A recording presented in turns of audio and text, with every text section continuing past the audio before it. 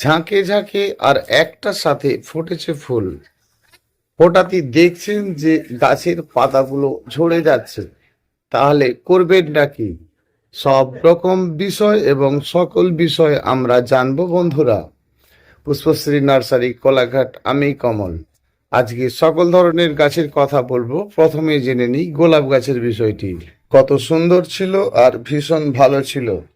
হঠাৎই দেখা গেছে পাতার মতো ফসকা পড়ে যাচ্ছে এবং পাতা হলদেটে ভাব হয়ে গেছে। তাহলে প্রথম অবস্থাতে দেখে নেব মাটির পরিস্থিতিটি কেমন আছে। আর আপনি দেখতে পাচ্ছেন যে মাটির মধ্যে সবুজ সবুজ ভাব এসে গেছে। হঠাৎই দেখছেন যে গাছের পাতাগুলো খসে খসে পড়ে যাচ্ছে। সেই জন্য এই কয়েকটি বিষয় আমাদেরকে একটু ভালো করে জেনে নিতে হবে। আর জেনে নিতে পারলেই কিন্তু আবার গোলাপ গাছটি ঠিক হয়ে যাবে। দেখুন, একটা সময় গাছ খুব সুন্দর হয়ে ওঠে, আর সেই সময়টার জন্য আমরা ভেবে নিই আমাদের চিন্তার কথা। কি ভেবে নিই চিন্তার কথা? যে চিন্তাগুলো হয়ে ওঠে আমাদের, যে গাছটি বোধহয় আর বাঁচবে না, এরকম একেবারেই নয়। এই চিন্তাটা আমাদের সর্বপ্রথম করতে হবে যে হয়েছেটা কি।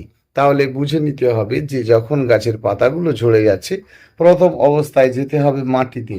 আর মাটির অবস্থাটা যদি ঠিক এমনই সবুজে সবুজে ভাব হয়ে থাকে, আর যদি তাতে দেখা যায় যে মাটি একটু তুলে দেখা গেছে যে মাটির মধ্যে যে কম্পোস্টটি দিয়েছেন সেটি একেবারে ক্ষত ক্ষত হয়ে গেছে, মানে মাটির মধ্যে যে কম্পোস্টটি আপনি মেখেছিলেন সেটি বোধহয় নষ্ট হয়ে গেছে, তাহলে আপনি এক কাজ করুন। ফার্স্ট টাইম গোলাপ গাছের গোড়াতে বারে বারে খুবড়ে ভালো করে 2 দিন 3 দিন ধরে শুকনো করে নিন না, তাহলেই তো আপনার মাটির এই যে সমস্যাটা সর্বপ্রথম দূরে যাবে। তারপরেই দেবেন চুনের জল। 100 গ্রাম চুন 10 লিটার জলে গুলে, এটা তো আপনারা জেনেছেন। আর সেই জলটি কিন্তু আপনি অতি অবশ্যই দেবেন। দেওয়ার পরেই দেখবেন যে গাছের পাতা যেগুলো পুরানো পুরানো ছিল সেগুলো ওই পচন থেকে আস্তে আস্তে শুকনো হতে হতে পরিষ্কার ঝরে যাবে। ঝরে যাওয়ার পরে কিন্তু দেখবেন আবার নতুন নতুন শাখা বেরোচ্ছে।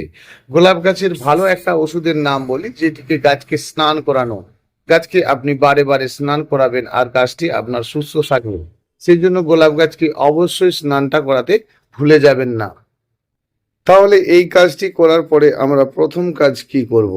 গাছটি শেকড়টি ল্যাপস হয়ে গেছে, মানে সর্বপ্রথম জেনে নেব এতে খাদ্যর আবার দরকার আছে। তো তার আগে আপনি মাটিকে কিন্তু ভালো করে শুকনো করেছেন এবং চুনের জলটাও দিয়েছেন।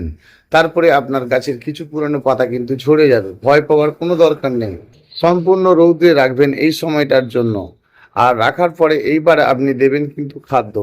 খাদ্য তো এরকম বেশি বেশি আপনার গোলাপ গাছ পছন্দ করে, বেশি বেশি দেবেন দানা খাদ্যগুলো। আর দানা খাদ্যগুলো দিলে কিন্তু গাছটি ধীরে ধীরে কাঁচা আমের মতো হতে থাকবে, আর গাছটি আবার আগের মতো ফ্রেশ হতে থাকবে। দানা খাদ্যের মধ্যে আপনারা পাচ্ছেন বোনডাস্ট, লেদার মিল, বা আপনার দানা যে সরিষার খোল, মানে চোখলা সরষার খোল, এই রকম দানা জাতীয় খাদ্যগুলো নেবেন। আর সেটাই কিন্তু আপনি গাছেতে দেবেন। সবসময় মনে রাখবেন ড্রাই খাদ্য দেওয়ার পরে কিন্তু আপনি জল দেবেন না। জল দেওয়ার থাকলে গাছে প্রথমত জল দেবেন, তারপর ড্রাই খাদ্য দেবেন। দেওয়ার পরে মাটিকে খুবড়ে দেবেন। 24 ঘন্টা পরে কিন্তু পরবর্তী আবার জলটা দেবেন। আর যদি আপনি লিকুইড খাদ্য দেন, সেটা তো দেন আপনারা জানেন, সে সময়ের জন্য কিন্তু মাটিটি ড্রাই রাখবেন।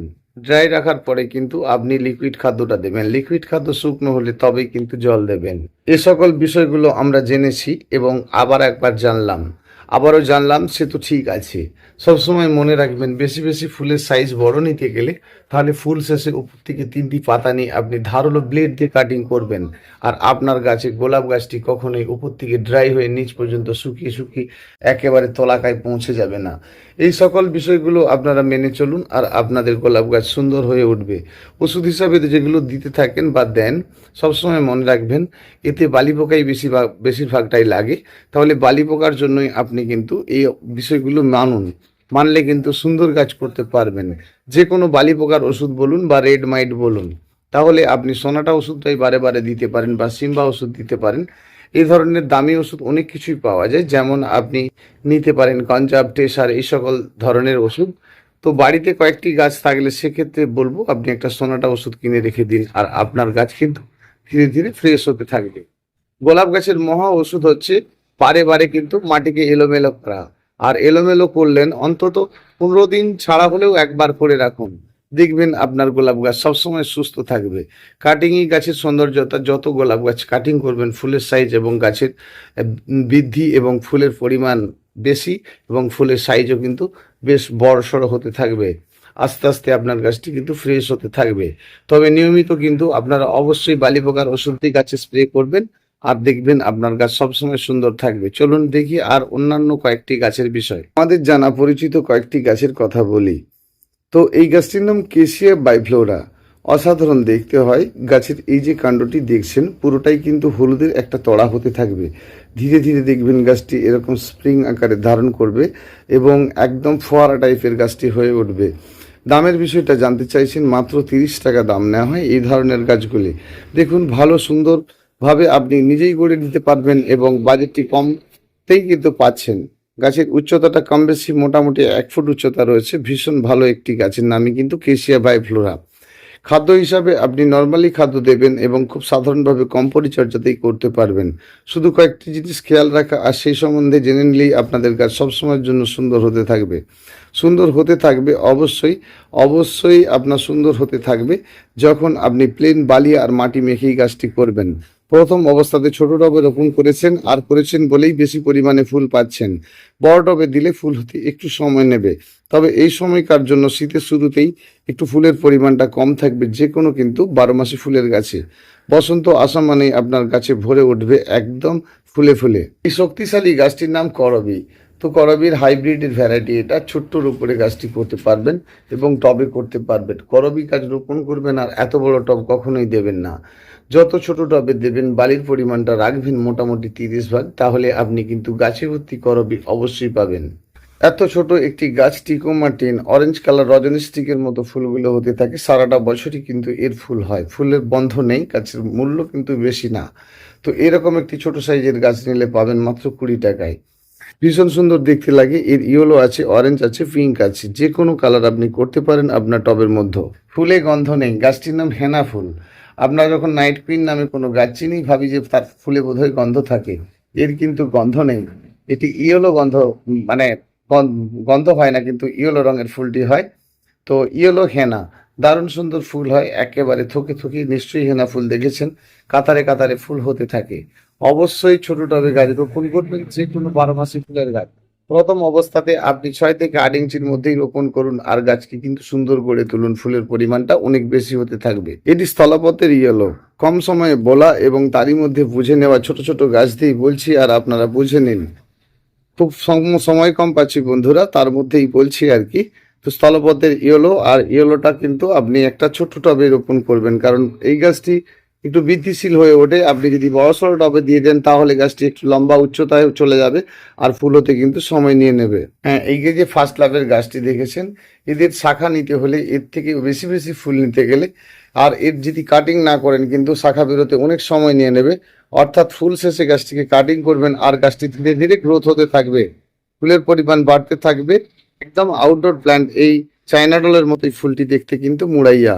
অর্থাৎ আপনি কিন্তু এটি সম্পূর্ণ রৌদ্রেই করবেন এবং ভীষণ ভালো, একেবারে অ্যাডেনিয়াম ফুলের মতো দেখতে, সিঙ্গেল অ্যাডেনিয়ামের মতো। জাতি গাছটা দেখছেন, এটি আমাদের খুব পরিচিত গাছ, বিগনোনিয়া ভ্যানেস্তারা।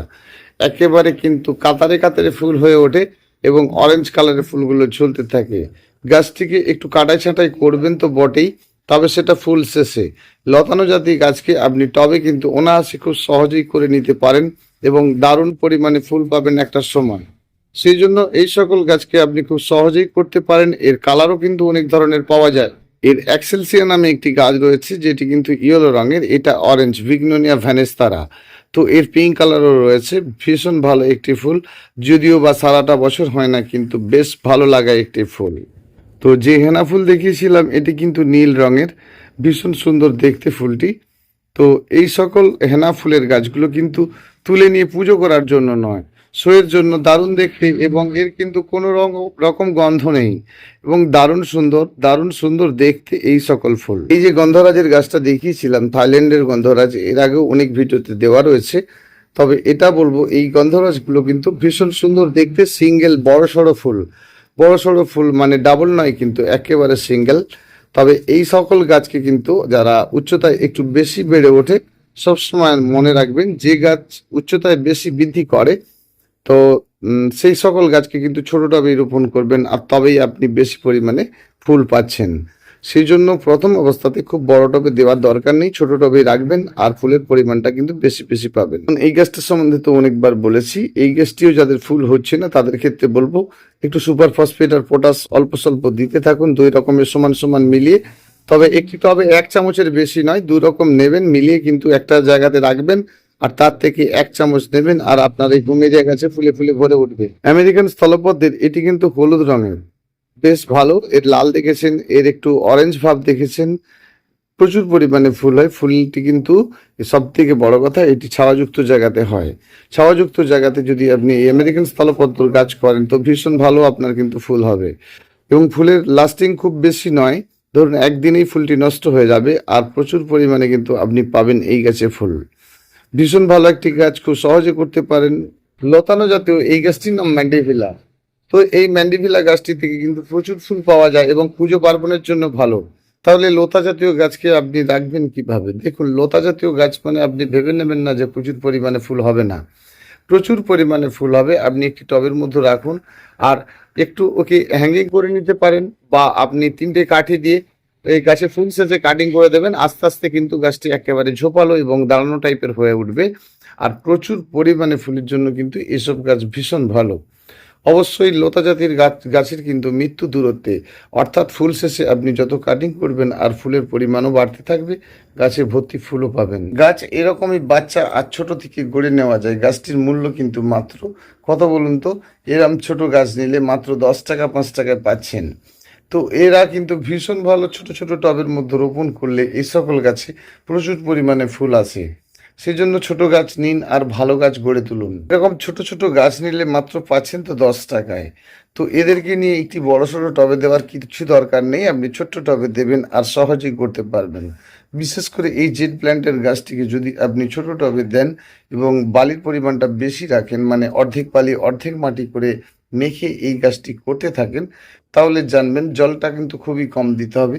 সুন্দর আকারে একটা সময় দেখবেন ভালো বনসাই হয়ে গেছে, ভীষণ সুন্দর হয়ে গেছে এবং গাছটি কিন্তু ভীষণ ভালো, দেখতে ভালো, একেবারে ঝোপালো টাইপের বনসাই করার জন্য দারুণ একটি গাছ জেড প্ল্যান্ট। এত একটা ছোট গাছ দিয়ে বোঝাতে চাইছিটা কি? দেখুন, গাছটির নাম তারামণি জুঁই। এর বড় আকারের গাছ দেখলে আপনি নিজেই বুঝতে পারবেন যে কত সুন্দর। আর এতে কিন্তু খুব সুন্দর ফুল হতে থাকে, হোয়াইট কালারের ফুলগুলো হয় প্রতি গাঁঠে গাঁঠে। তো ভীষণ সুন্দর দেখতে এই তারামণি জুঁই। তারামণি জুঁই শুধু ফুল ভালো নয়, ফুলের থেকেও বেশি ভালো লাগে গাছটি বনসাই, ভালো বনসাই করে নিতে পারবেন এই তারামণি জুঁইয়ের গাছটি দিয়ে। এর থেকে দিয়ে বিভিন্ন ধরনের ডিজাইন বানানো যায় এবং পাতাগুলো ভীষণ সুন্দর দেখতে লাগে। গাছটি আস্তে আস্তে বড় হবে আর দেখতে সুন্দর হবে। সেই জন্য প্রতিটি গাছের বিষয় আমাদেরকে একটু একটু করে জানতে হবে, আর এইভাবেই জানতে পারবেন। প্রতিটি বিষয় আপনাদের সামনে তুলে ধরব, কয়েকটি জিনিসের কথা বলি আর যে কারণে কিন্তু আপনারা গাছকে ঠিকঠাক করে নিতে পারছেন না। এত ছোট একটা গাছ দিয়ে গিয়ে আপনি খুব সুন্দর করে যখন বড় করে তুলবেন, আর বড় করে তোলার যে আনন্দটা সেটা আপনি নিজেই বুঝতে পারবেন। ফুলটি অর্কিডের মতো দেখতে, গাছটির নাম ড্রাগন ফ্লাওয়ার। তো ভীষণ দেখতে ভালো ফুলটা, সে তো না হয় ঠিক আছে, কিন্তু এত ছোট গাছটি আপনি রোপণের সময় সবসময় চিন্তা করবেন মাটিটি এভাবে ভেজা রয়েছে কিনা।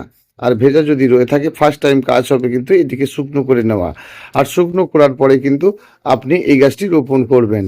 কারণ এই মাটি অতিরিক্ত ভেজা আছে, তারপরে আপনি গাছটি রোপণ করছেন, তাহলে এই ভেজাটা কিন্তু আর কখনোই শুকনো হচ্ছে না। সেই জন্য আপনি যখন গাছ রোপণ করবেন এই ভেজা মাটিটাকে শুকনো করে নেওয়ার চিন্তা করুন। প্রথমত শুকনো হবে, তারপরে কিন্তু আপনি গাছটা রোপণ করবেন, আর আপনার গাছ কিন্তু প্রতিটি গাছ বেঁচে উঠবে। একটু ভুলের জন্যই একটা গাছের প্রাণ যায়, আর সেইটা যেন না যায় সেটাই তো বলবো না। তা দ্বিতীয়ত, অনেকেই চিন্তা করে যে গাছকে একটু গভীর করে গেড়ে বসিয়ে দিই, বোধহয় ভালো না, এটা কখনো করবেন না। গাছের গোড়ায় যতটুকু মাটি রয়েছে আর ঠিক ততটুকুই বসাবেন, তার বেশি কিন্তু নয়। গাছকে গভীর করে বসানোর কোনো দরকার নেই। আর গাছ রোপণের সময় প্রথম অবস্থায় খাদ্য দিয়ে রোপণ করবেন, এই চিন্তাটি কিন্তু কখনোই করবেন না। প্লেনভাবে গাছটাকে বাঁচিয়ে নিন। কাজটা ছিল আপনার গাছটা বাঁচানো, এই কাজটা করার দরকার, গাছ বাঁচানো, সেটা ছেড়ে দিয়ে আমরা খাদ্য দেওয়ার চিন্তা করি। আরে বাবা, প্রথম অবস্থায় গাছটিকে আপনি রোপণ করে গাছটা বাঁচিয়ে নিন না। গাছ বেঁচে যদি যায় তাহলে তো সমস্যা নেই, আর গাছ বেঁচে উঠলে আপনার তো অসুবিধা কিছু নেই। তাহলে গাছকে প্রথম অবস্থায় বাঁচাতে গেলে এই কয়েকটি বিষয় মেনে চলা। একটা ছোট্ট গাছকে যখন আপনি মানুষ করবেন, নিজের মতো করে গড়ে তুলবেন, তার যা আনন্দ পাবেন আপনি ভাবতেও পারবেন না। দেখুন, আমি আপনাকে বড় গাছ দিয়ে, শৌখিন শৌখিন ফুলের গাছ দিয়ে ফুল সহ গাছ বুঝিয়ে দিলাম আর আপনি ভালো গাছ করতেই পারলেন না, তাহলে কি আর হলো? তাহলে আপনি এরকম ছোট্ট গাছ প্রথমত একটা দুটো রোপণ করে দেখুন আর চেষ্টা করুন যে সুন্দর করে গাছ করে তোলা যায় কিনা। প্রথম অবস্থায় ছোট একটি গাছ নিয়েছেন আর ছোট্ট একটি টব নিন, টবের নিচে ভালো করে নড়ি দিন, মাটির চিন্তাটা করুন। প্রথম অবস্থাতে আপনি মাটির চিন্তা করুন, গাছ নিয়ে গিয়ে আপনারা কি করছেন, প্রথম দিনেই বসিয়ে দিচ্ছেন। মাটি আপনার ঠিক রয়েছে কিনা আপনি কখনো তা চিন্তা করছেন না। সেই জন্য প্রথম অবস্থাতে ভালো করে মাটিকে শুকনো করার চিন্তা করুন, সেটা আপনারা হয়তো অনেকেই করেছেন, কিন্তু এটা চিন্তা করুন মাটিটা কোন জায়গা থেকে নিয়েছেন। সেই জন্য মাটি যেখান থেকে নিয়েছেন সেই মাটিটি সবসময় জেনে রাখবেন, সেখানে যেন অন্য কোনো গাছপালা হয় এমন ধরনের মাটির চিন্তাটা কিন্তু আপনারা করুন। আর সেই মাটিটা নিয়ে আসার পরে তাতে কিন্তু গাছ বসানোর চিন্তা করুন। তাতে দেখবেন আপনার গাছটি প্রতিটি গাছ বেঁচে উঠবে এবং সুন্দর হয়ে উঠবে। এটা খেয়াল করবেন যে আপনি এই বছর কোনো একটি সিজন ফ্লাওয়ারের গাছ করেছেন, তাতে পরিমাণ মতো বালি, ভার্মি কম্পোস্ট এটা ওটা দিয়েছেন। নেক্সট বছর আবার একটি সেই মাটিতেই গাছ রোপণ করার চেষ্টা করছেন, আবার বালি ভার্মি দিচ্ছেন, তাহলে আপনার মাটিতে বালির পরিমাণটা বেশি হয়ে যাচ্ছে। সেই জন্য আপনি সবসময় চিন্তা করবেন যে আগে দিয়েছেন কিনা বা পূর্বে দেওয়া রয়েছে কিনা। তো আপনি বলছেন যে আপনার গাছে ফুল একেবারে বেশি হচ্ছে না, কম কম হচ্ছে, তাহলে এটা জানুন না আপনি যেখান থেকে মাটি নিয়ে এসছেন সেই মাটিটি দেখা গেছে খুব উর্বর মাটি এবং তাতে ভালো গাছপালা হয়, আর সেই মাটিতেই আপনি এরকম একটা ছোট্ট গাছকেই রোপণ করেছেন। তারপরেই দেখছেন গাছটি দ্রুত গতিতে বৃদ্ধি পাচ্ছে।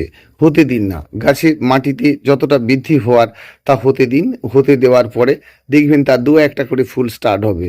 ফুল স্টার্ট হয়ে গেল, তারপরে আপনি আপনার মতো আপনি নিজেই গড়ে নিন না, গাছটিকে কাটিং করে কতটা উচ্চতা রাখতে চেয়েছেন রাখুন, আর গাছটিকে সুন্দর করে গড়ে তুলুন। গড়ে তোলার পরে দেখবেন গাছটি একেবারে বল আকারের হতে থাকবে আর সুন্দর হতে থাকবে। সুন্দর গাছের বৃদ্ধিটা সহজেই নষ্ট করা যায়, আর সেটা করতে গেলেই আপনাকে সুপার ফসফেট এবং পটাশটা দিতে হবে। সেই জন্য আপনি যখন মাটি নিচ্ছেন সেই মাটিটা বেলে মাটি বা এঁটেল মাটি, এটা প্রথমত বিচার করে দেখবেন। যে মাটিটা যদি বেলে মাটি হয়ে থাকে তাহলে তাতে আপনার ভার্মি কম্পোস্ট দেওয়ার দরকার নেই, কারণ আপনার এমনি হালকা ফুলকা মাটি রয়েছে। আর আপনি এঁটেল মাটি করছেন, গাছ তো একটি দ্রুত গতিতে বাড়ার চেষ্টা করবে, সেই জন্য এঁটেল মাটির সাথে আপনি বালিটা মেখে দেবেন। বালিটা মাখলে কী হবে, শেকড়ের পরিমাণটা বেশি থাকবে এবং গাছে ফুলের পরিমাণটাও কিন্তু বেশি হতে থাকবে।